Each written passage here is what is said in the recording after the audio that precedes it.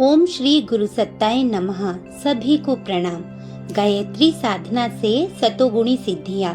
परम पूज्य गुरुदेव अपनी पुस्तक में बताते हैं कि प्राचीन इतिहास पुराणों से पता चलता है कि पूर्व युगों में प्रायः ऋषि महर्षि गायत्री के आधार पर योग साधना तथा तपश्चर्या करते थे।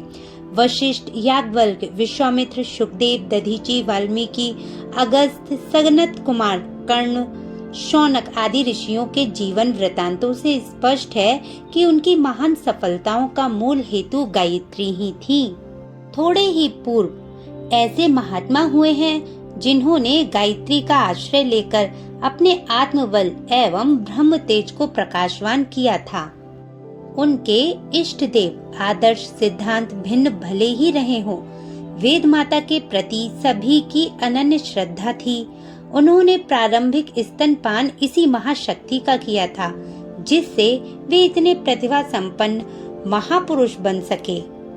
आयुर्वेद के सुप्रसिद्ध ग्रंथ माधव निदान के प्रणेता श्री माधवाचार्य ने आरंभ में 13 वर्षों तक वृंदावन में रहकर गायत्री अनुष्ठान किए थे। जब उन्हें कुछ भी सफलता न मिली तो वे निराश होकर काशी चले गए और एक अवधूत की सलाह से भैरव की तांत्रिक उपासना करने लगे। कुछ दिन में भैरव प्रसन्न हुए और पीठ पीछे से कहने लगे कि वर मांग। माधवाचार्य ने उनसे कहा, आप सामने आइए और दर्शन दीजिए। भैरव ने उत्तर दिया, मैं गायत्री उपासक के सामने नहीं आ सकता।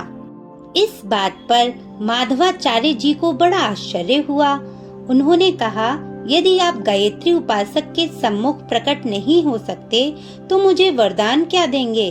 कृपया अब आप केवल यह बता दीजिए कि मेरी अब तक की गायत्री साधना क्यों निष्फल हुई। भैरव ने उत्तर दिया, तुम्हारे पूर्व जन्मों के पाप नाश करने में अब तक की साधना लग गई। अब तुम्हारी आत्मा निष्पाप हो गई। आगे की साधना करोगे, सफल होगी। ये सुनकर माधवाचार्य फिर वृंदावन आए और पुनः गायत्री साधना आरंभ कर दी। अंत में उन्हें माता के दर्शन हुए और पूर्ण सिद्धि प्राप्त हुई। श्री महात्मा देवगिरी जी के गुरु हिमालय की एक गुफा में गायत्री का जप करते थे। उनकी आयु 400 वर्ष से अधिक थी। वे अपने आसन से उठकर भोजन, शयन, स्नान या मलमूत्र त्यागने तक को नहीं जाते थे। इन कामों की उन्हें आवश्यकता भी नहीं पड़ती थी। नगराई के पास राम टेकरी के घने जंगल में एक हरिहर नाम के महात्मा ने गायत्री तप करके सिद्धि पाई थी। महात्मा जी की कुटी के पास जाने में 7 कोस का घना जंगल पड़ता था। उसमें सैकड़ों सिंह, व्याघ्र रहते थे। कोई व्यक्ति महात्मा जी के दर्शनों को जाता तो उसे 2-4 व्याघ्रों से भेंट अवश्य होती थी। हरिहर बाबा के दर्शन को जा रहे हैं, इतना कह देने मात्र से हिंसक पशु तक रास्ता छोड़कर चले जाते थे। लक्ष्मण गढ़ में विश्वनाथ गोस्वामी नामक एक प्रसिद्ध गायत्री उपासक हुए। उनके जीवन का अधिकांश भाग गायत्री उपासना में ही व्यतीत हुआ। उनके आशीर्वाद से सीकर का एक वीदावत परिवार गरीबी से छुटकारा पाकर बड़ा ही समृद्धशाली एवं संपन्न बना। इस परिवार के लोग अब तक उन पंडित जी की समाधि पर अपने बच्चों का मुंडन कराते हैं। जयपुर रियासत के जौन नामक गांव में पंडित हर राय नामक नैष्ठिक गायत्री उपासक रहते थे। उनको अपनी मृत्यु का पहले से ही पता चल गया था। उन्होंने सब परिजनों को बुलाकर धार्मिक उपदेश दिए और बोलते, बातचीत करते तथा गायत्री मंत्र का उच्चारण करते हुए प्राण त्याग दिए। जूनागढ़ के एक विद्वान पंडित मणिशंकर भट्ट पहले यजमानों के लिए गायत्री अनुष्ठान दक्षिणा लेकर करते थे। जब उन्होंने अनेकों को इससे भारी लाभ होते देखा तो उन्होंने अपना सारा जीवन गायत्री उपासना में लगा दिया। दूसरों के अनुष्ठान छोड़ दिए। उनका शेष जीवन बहुत ही शांति से बीता। जयपुर के बूढ़ा देवल ग्राम में विष्णुदास जी का जन्म हुआ। वे आजीवन ब्रह्मचारी रहे। उन्होंने पुष्कर में एक कुटी बनाकर गायत्री की घोर तपस्या की थी। फलस्वरूप उन्हें अनेक सिद्धियां प्राप्त हो गई थीं। बड़े बड़े राजा उनकी कुटी की धूल मस्तक पर रखने लगे। जयपुर और जोधपुर के महाराजा अनेक बार उनकी कुटी पर उपस्थित हुए। महाराणा उदयपुर तो अत्यंत आग्रह करके उन्हें अपनी राजधानी में ले आए और उनके पुरुष चरण की शाही तैयारी के साथ अपने यहाँ पूर्ण आहुति कराई। ब्रह्मचारी जी के संबंध में अनेक चमत्कारी कथाएं प्रसिद्ध हैं। रतनगढ़ के पंडित भूधरमल नामक एक विद्वान ब्राह्मण गायत्री के अनन्य उपासक हो गए। वे संवत 1966 में काशी आ गए थे और अंत तक वहीं रहे। अपनी मृत्यु की पूर्व जानकारी होने से उन्होंने विशाल धार्मिक आयोजन किया था और साधना करते हुए आषाढ़ सुदी 5 को शरीर त्याग दिया। उनका आशीर्वाद पाने वाले बहुत से सामान्य मनुष्य आज भी लखपति बन चुके हैं। अलवर राज्य के अंतर्गत एक ग्राम के सामान्य परिवार में पैदा हुए एक सज्जन को किसी कारणवश वैराग्य हो गया। वे मथुरा आए और एक टीले पर रहकर साधना करने लगे। 1 करोड़ गायत्री जप किया। 1 करोड़ गायत्री जप करने के अनंतर उन्हें गायत्री का साक्षात्कार हुआ और वे सिद्ध हो गए। वह स्थान गायत्री टीले के नाम से प्रसिद्ध है। वहाँ एक छोटा सा मंदिर है जिसमें गायत्री की सुंदर मूर्ति स्थापित है। उनका नाम बूटी सिद्ध था। सदा मौन रहते थे। उनके आशीर्वाद से अनेकों का कल्याण हुआ। धौलपुर अलवर के राजा उनके प्रति बड़ी श्रद्धा रखते थे। आर्य समाज के संस्थापक श्री स्वामी दयानंद जी के गुरु प्रज्ञा चक्षु स्वामी विरजानंद सरस्वती ने बड़ी तपश्चर्या पूर्वक गंगा तीर पर रहकर 3 वर्ष तक जप किया। इस अंधे सन्यासी ने अपने तपोबल से अगाध विद्या और अलौकिक ब्रह्म तेज प्राप्त किया था। मानधाता ओंकारेश्वर मंदिर के पीछे गुफा में एक महात्मा गायत्री जप करते थे। मृत्यु के समय उनके परिवार के व्यक्ति उपस्थित थे।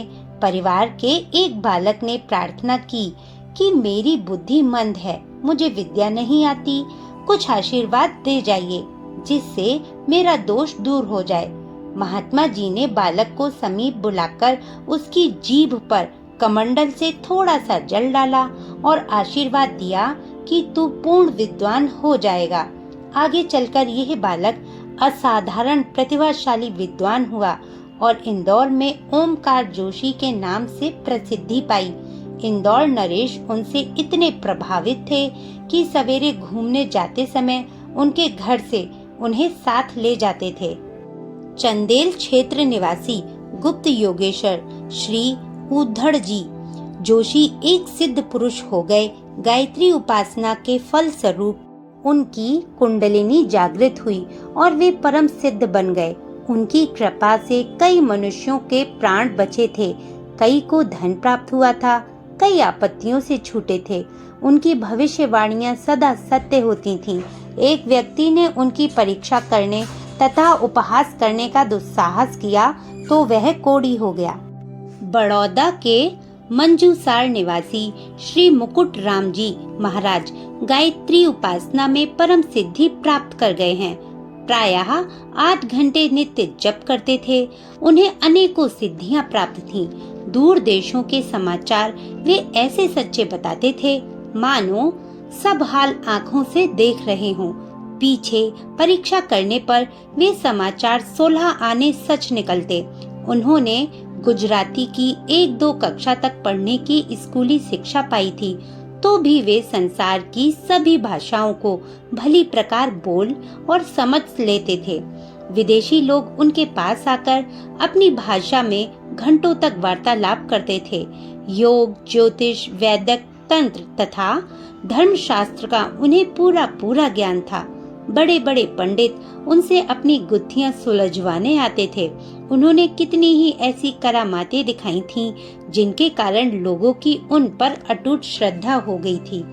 कल्याण के संत अंक में हरे राम नामक एक ब्रह्मचारी का जिक्र छपा है।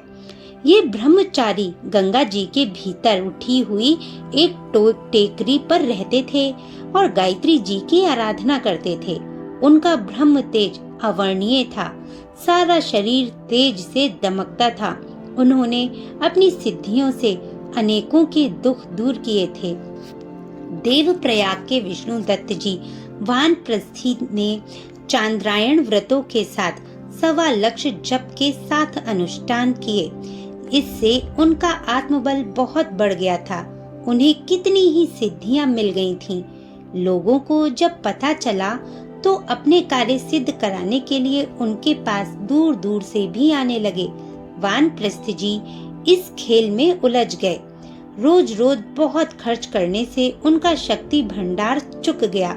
पीछे उन्हें बड़ा पश्चाताप हुआ और फिर मृत्यु काल तक एकांत साधना करते रहे। रुद्रप्रयाग के स्वामी निर्मलानंद सन्यासी को गायत्री साधना से भगवती के दिव्य दर्शन और ईश्वर साक्षात्कार का लाभ प्राप्त हुआ। इससे उन्हें असीम तृप्ति हुई। बिठूर के पास खाड़े राव नामक एक वयोवृद्ध तपस्वी एक विशाल खिरनी के पेड़ के नीचे गायत्री साधना करते थे। एक बार उन्होंने विराट गायत्री यज्ञ का ब्रह्म भोज किया। दिन भर हजारों आदमियों की पंक्तियां होती रहीं। रात 9 बजे भोजन समाप्त हो गया। भोजन अभी कई हजार आदमियों का होना शेष था। खांडे राव जी को सूचना दी गई। उन्होंने आज्ञा दी, गंगा जी में से 4 कनस्तर पानी भरकर लाओ और उसमें पूड़ियां सिकने दो। ऐसा ही किया गया। पूड़ियां घी के समान स्वादिष्ट थीं। दूसरे दिन 4 कनस्तर घी मंगवाकर गंगा जी में डलवा दिया गया। तो ये थी गायत्री साधकों के कुछ जीवन चरित्र। किस प्रकार उन्होंने केवल गायत्री मंत्र जप कर, सिर्फ गायत्री की साधना करके ही अपने जीवन में असीम उपलब्धियों को प्राप्त किया। इससे हमें समझना चाहिए गायत्री मंत्र कितना चमत्कारी और शक्तिशाली है। हमें निरंतर गायत्री का जाप करते रहना चाहिए और मन वचन कर्म से शुद्ध रहना चाहिए, पवित्र रहना चाहिए। अगर आपको ये जानकारी पसंद आई हो तो वीडियो को लाइक करें, कमेंट करें और शेयर करें। धन्यवाद।